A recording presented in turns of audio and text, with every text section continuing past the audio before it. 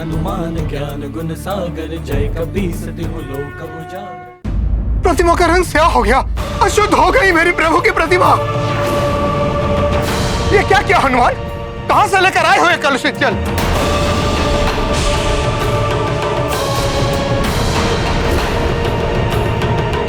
इसके एक स्पर्श से मेरे प्रभु की प्रतिमा अशुद्ध हो गई।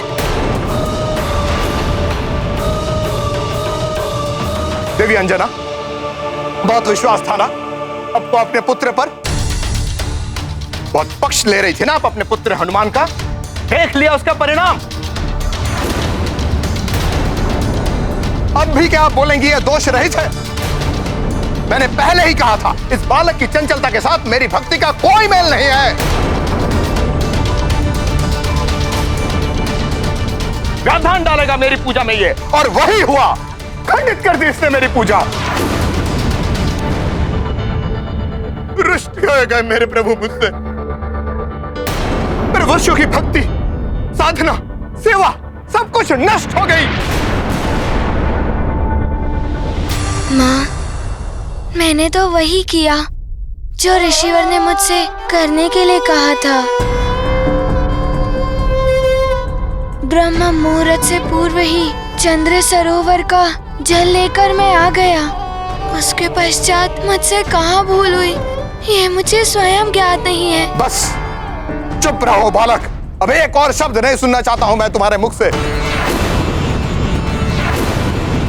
मेरे हाथों से मेरे प्रभु की प्रतिमा पर अशुद्ध जल चढ़ाकर उसे अशुद्ध करने का घोर अपराध, महान्याय और महादोष किया है तुमने। हनुमान से इतनी बड़ी भूल कैसे हो गई?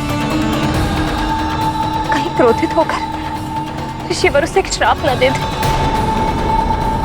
तुम्हारे कारण मेरे प्रभु की प्रतिमा शुद्ध हुई है, और अब उसे शुद्ध करने का भी उपाय तुम ही करोगे उद्दंड बालक।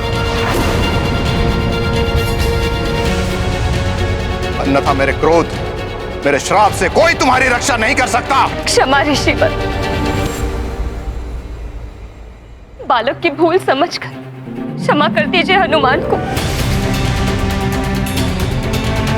ऋषिवर, मैं याचना करता हूँ, मेरे पुत्र को क्षमा कर दीजिए। मैं वचन देता हूँ, प्रभु की प्रतिमा को शुद्ध करने के लिए आप जो कार्य कहेंगे मैं करूंगा। नहीं, नहीं, नहीं। प्रतिमा का शुद्धिकरण इसी उद्दंड बालक को करना होगा। बहुत दंभ है ना इसे अपनी भक्ति पर। क्या था प्रभु स्वयं आकर अपने हाथों से इससे भोजन प्राप्त करते हैं। इसके उन मिथ्या वचनों का ही ये अनिष्टकारी प्रभाव है। इसके भक्ति के दोष का ये परिणाम है। ऋषिवर, मुझ पर कृपा कीजिए, क्षमा कर दीजिए मुझे। मैं अपनी इस भूल को सुधारने के लिए स्वयं जाकर गंगा जल लाऊंगा। मुझे पूर्णतः विश्वास है कि पवित्र गंगा जल के एकमात्र स्पर्श से मेरे प्रभु की ये मूर्ति शुद्ध हो जाएगी। तुम स्वयं को महाज्ञानी, महाशक्तिशाली समझते हो ना हनुमान? नहीं ऋषिवर, मैं तो स्वयं को ईश्वर का एक तुच्छ भक्त मानता हूँ, उससे अधिक और कुछ नहीं। अच्छा, इतना विश्वास है तुम्हें अपनी भक्ति पर? तो गंगा जल नहीं, स्वयं गंगा लेकर आओ, गंगा लेकर आओ यहाँ।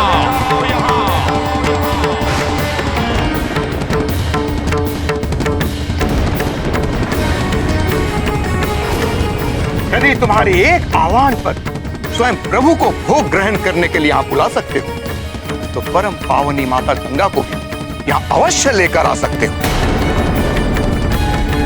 और स्मरण रहे हनुमान, गंगा मैया के यहाँ आके प्रभु की मूर्ति को शुद्ध करने तक मैं अन्न जल सब त्याग करूंगा।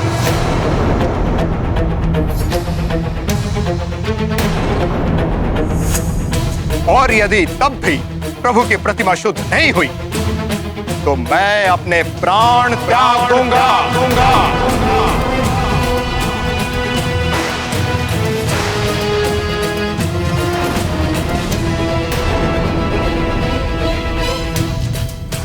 जिसके पाप का वहन तुम्हें करना पड़ेगा हनुमान। हम भी गुरुवर के साथ अन्नजल त्यागने का संकल्प करते हैं और उनके साथ अपने प्राण देने के लिए भी प्रस्तुत हैं। यदि ऐसा हो तो अनर्थ हो जाएगा।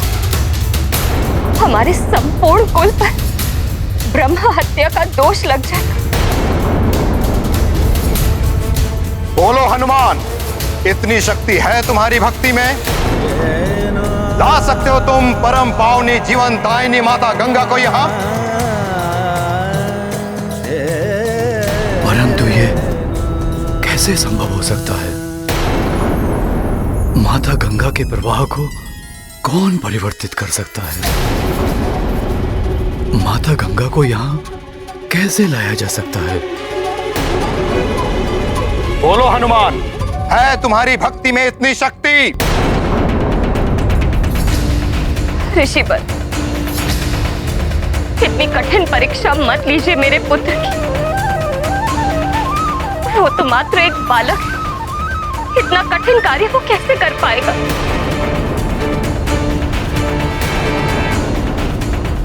गंगा मैया को यहाँ लेकर आएगा हनुमान। माँ, पिताश्री और ऋषिवर के आशीर्वाद से मैं किसी भी विकट परिस्थिति पर विजय पा सकता हूँ।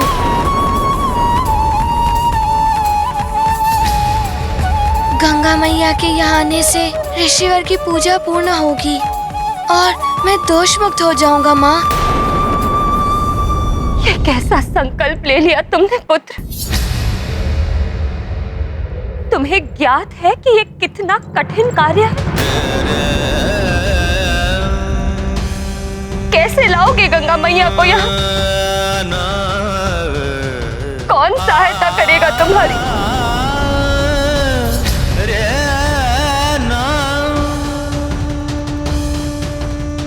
माँ, आप चिंता मत कीजिए माँ। हनुमान सत्य और धर्म के मार्ग पर अग्रसर है, इसीलिए उसके इस उद्देश्य प्राप्ति के लिए कोई उसकी सहायता अवश्य करेगा। मुझे आज्ञा दीजिए माँ। पिताश्री, अब मैं गंगा मैया को अपने साथ लेकर ही लौटूंगा। स्मरण रहे हनुमान, जब तक तुम गंगा मैया को यहाँ लेकर नहीं आते तब तक मैं और मेरे शिष्यों का निराहार निरंतर व्रत चलता रहेगा। जी ऋषिवर। और यदि इस अंतराल में हम तपस्वियों का कुछ भी अहित हुआ तो उसका दायित्व तुम पर होगा हनुमान। ऋषिवर, आप निश्चिंत रहें। हनुमान ऐसा अनर्थ कदापि नहीं होने देगा। हनुमान शीघ्र ही पवन पावनी गंगा मैया की जलधारा के साथ यहाँ प्रस्तुत होगा। आज्ञा दे ऋषिवर। प्रणाम।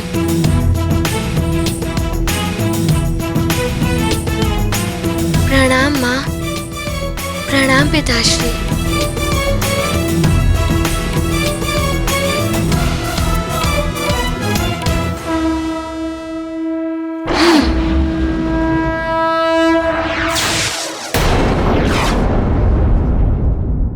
हे ईश्वर, ये कैसी कठिनाई में पड़ गया है मेरा पुत्र। कैसे लेकर आएगा वो गंगा मैया को यहाँ? अब आप ही उसकी रक्षा कीजिए प्रभु। निकट भविष्य में आप पर महासंकट आने वाला है हनुमान। कैसा संकट दुर्गसेन गंधर्व जी? वो तो आपको समय आने पर ही ज्ञात होगा, परंतु स्मरण रहे हनुमान, तब आपकी सहायता एकमात्र महर्षि अगस्त्य ही कर सकते हैं। उस महासंकट से मुक्ति के लिए आप महर्षि अगस्त्य के पास ही जाइएगा हनुमान। हे प्राणवल्लभ, क्या उस गंधर्व का सुझाव मानकर हनुमान ऋषि अगस्त के पास गए उनसे सहायता लेने के लिए? और क्या स्वामी, ऋषि अगस्त्य हनुमान की सहायता करने में समर्थ थे?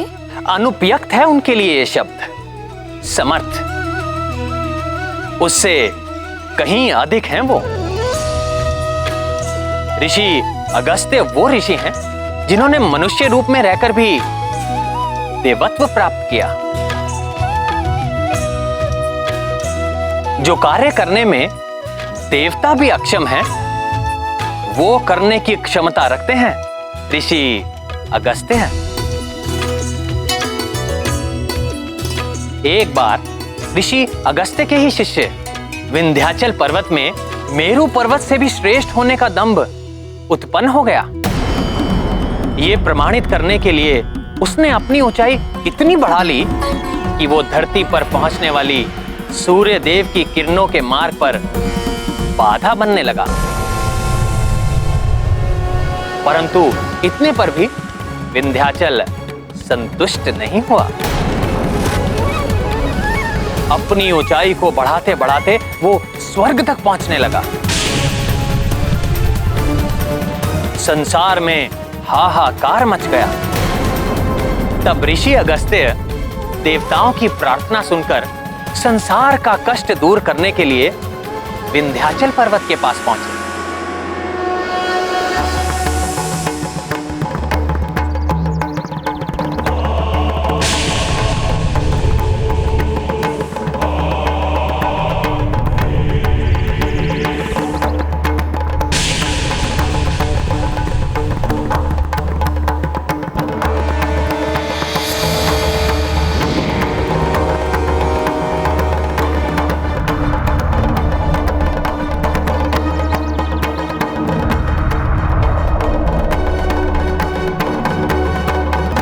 आकाश में अपनी उच्चता का इतना दम हो गया है तुम्हें विंध्याचल। गुरु का उचित अभिवादन करना भी भूल गए। गुरु तुम्हारे सम्मुख हैं और तुम्हें प्रणाम करने में इतना समय लग रहा है। नहीं नहीं गुरुदेव, गुरु के अनादर की तो कल्पना भी नहीं कर सकता। आपका शिष्य विंध्याचल। मेरा दंडवत प्रणाम स्वीकार कीजिए गुरुदेव।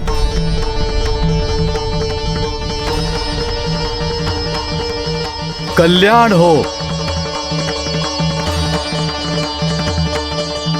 विंध्याचल, मैं जम्बू द्वीप के दक्षिण प्रवास पर जा रहा हूं। कुछ समय वहीं रहूंगा। मेरा आदेश है, मेरे लौटने तक तुम दंडवत अवस्था में ही रहोगे। मेरी आज्ञा का उल्लंघन नहीं होना चाहिए। आपकी आज्ञा शिरोधार्य है गुरुदेव। मैं पूर्ण निष्ठा से उसका पालन करूंगा।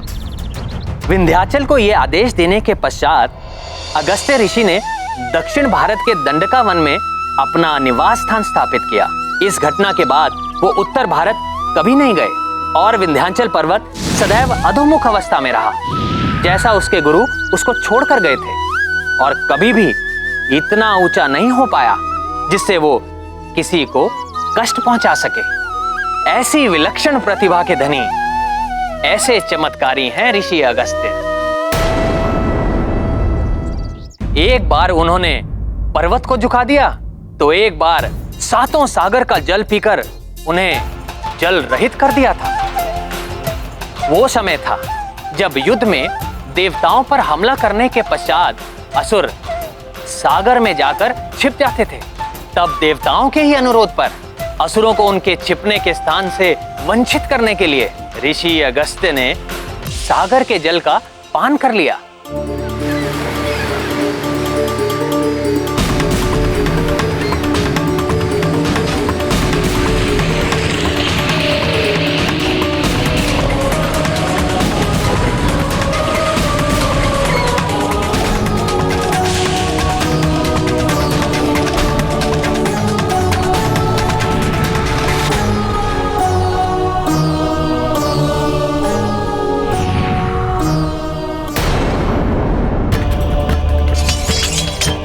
फिर जब देवताओं का संकट टल गया, तब स्वयं ब्रह्मा जी के आग्रह पर ऋषि अगस्त्य ने सागर का जल लौटाया। स्वामी, यदि ऋषिवर इतने सक्षम हैं, तब तो उन्होंने हनुमान को गंगा जी को अपने साथ ले जाने का उपाय अवश्य सुझाया होगा।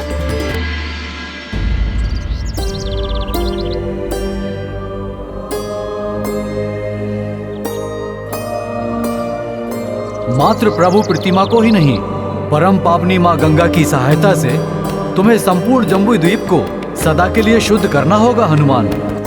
परंतु ये हनुमान कैसे करेगा ऋषिवर? तुम्हें माँ गंगा को जम्बूद्वीप की अन्य सभी नदियों से जोड़ना होगा।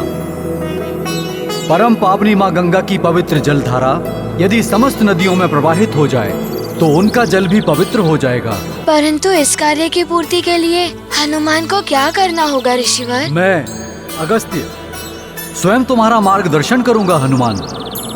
माँ गंगा का पवित्र जल जम्बूद्वीप की समस्त दिशाओं में प्रवाहित होकर प्रभु प्रतिमा के साथ अनंत काल तक इस धारा को शुद्ध करेगा। इतना महान कार्य करने का हर संभव प्रयास करेगा हनुमान।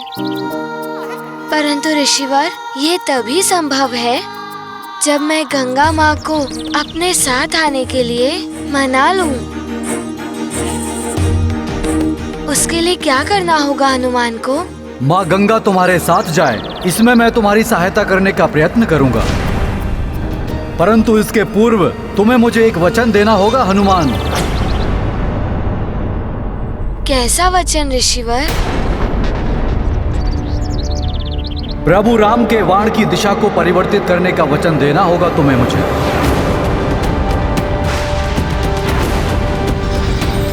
भविष्य में मेरे आदेश पर तुम ऐसा करोगे।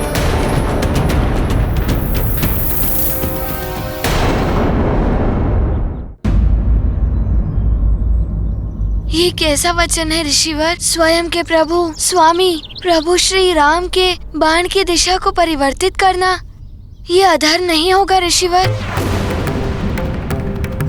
धर्म ही जिसका कर्म हो हनुमान, वो भला धर्म के विपरीत जाकर तुम्हें कोई अनुचित कार्य करने का आदेश दे सकता है क्या? नहीं ऋषिवर। ऋषिवर, आप मेरी इस बात को अन्यत्र ना लें। प्रभु राम के बाण की बात सुनकर मैं कुछ क्षण के लिए विचलित हो गया था। हनुमान आपके पुण्य प्रताप एवं धर्म निष्ठा पर संदेह करने की दृष्टता कैसे कर सकता है? आप तो सर्वज्ञाता हैं। आपके इस आदेश में अवश्य जगत के कल्याण का कोई रहस्य निहित है।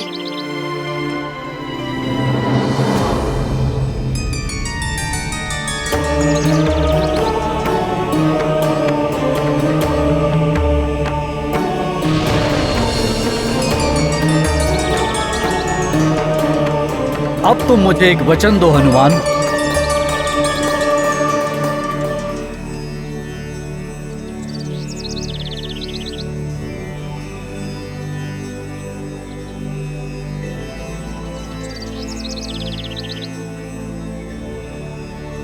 ऋषिवर, मैं अंजने हनुमान आपको वचन देता हूँ कि आपकी आज्ञा के अनुसार उचित समय आने पर मैं प्रभु राम के बाण की दिशा को परिवर्तित करूंगा।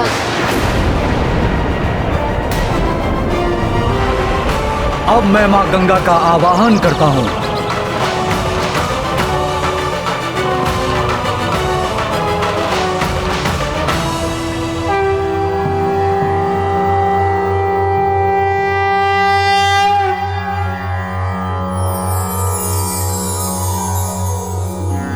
देवी सुरेश्वरी भगवती गंगे त्रिभुवन तारिणी तरल तरंगे शंकर मौलि विहारिणी विमले मम्मतिरास्तां तव पद कमले हरिपद पाधि तरंगिणी गंगे हिम विदुमुक्ता धवल तरंगे दूरी कुरु मम दुष्कृति भारम कुरु कृपया भवसागर पारम तव जलममलम येन निपीतम परम पदम खलु तेन गृहीतम मातर गंगे त्वय्यो भक्तः किल तं द्रष्टुं नायमः शक्तः।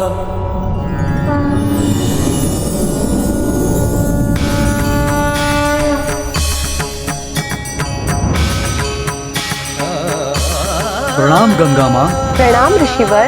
प्रणाम गंगा माता। कल्याण हो पुत्र हनुमान। माँ गंगे, मेरे आह्वान पर आपने शुभ दर्शन दिए, मैं कृतार्थ हुआ माता।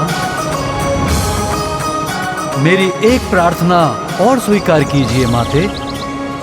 हनुमान के साथ सुमेरु सरोवर तक जाकर हनुमान को संकट मुक्त कीजिए। अपनी पावन जल धारा को जम्बूद्वीप की समस्त नदियों से जोड़कर उन्हें भी पवित्र करने की कृपा कीजिए माते। ऋषिवर, मैं हनुमान के साथ अवश्य चली जाऊंगी, परंतु मैं अपने तीव्र वेग के कारण चिंतित हूँ। मेरे वेग के सामने जो पड़ता है वो मुझ में समाकर नष्ट हो जाता है, परंतु यदि हनुमान मुझे आश्वस्त कर दे कि वो मेरा मार्ग प्रशस्त करेगा एवं मेरे मार्ग में आने वाले प्रत्येक जीव जंतु को हटा देगा, तो मैं यथाशीघ्र ही इस पुण्य कार्य में सम्मिलित होने के लिए प्रस्तुत हूँ।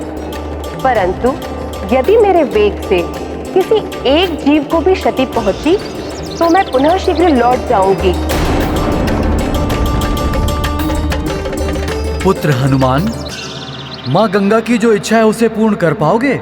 ऋषिवर, हनुमान यथाशक्ति गंगा मैया की इच्छा पूर्ण करने के लिए प्रयत्नशील रहेगा। आपका आशीर्वाद ही हनुमान को सफल करेगा।